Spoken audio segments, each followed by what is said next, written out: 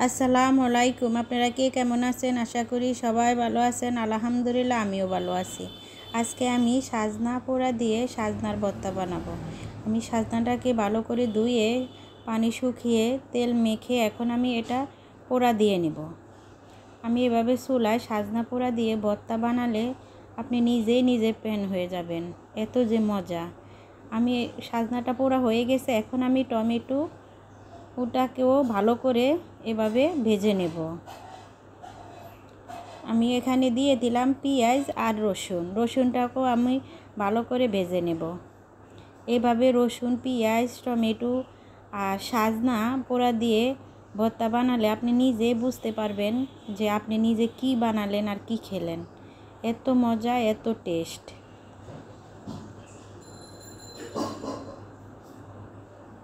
আমার টমেটোটা এক পিঠ হয়ে গেছে, এখন আমি আরেক পিঠও উল্টিয়ে দিলাম।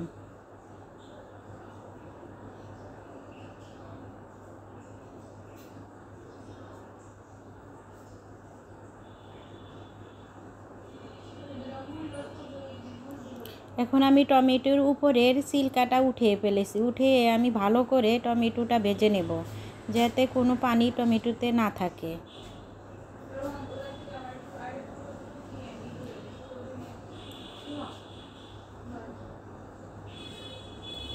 আমার পেঁয়াজ আর রসুনটা ভাজা হয়ে গেছে, এখন আমি উঠিয়ে নেব।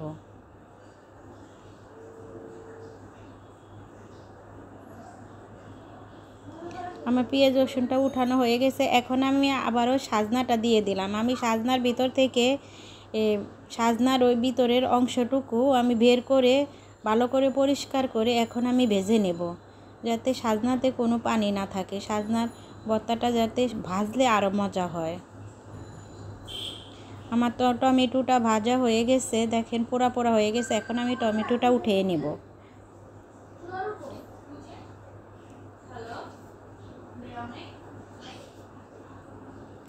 আমার সাজনাটাও ভাজা হয়ে গেছে, এখন আমি হাতে মেখে টমেটো ভালো করে মেখে তারপরে ভর্তা বানাবো।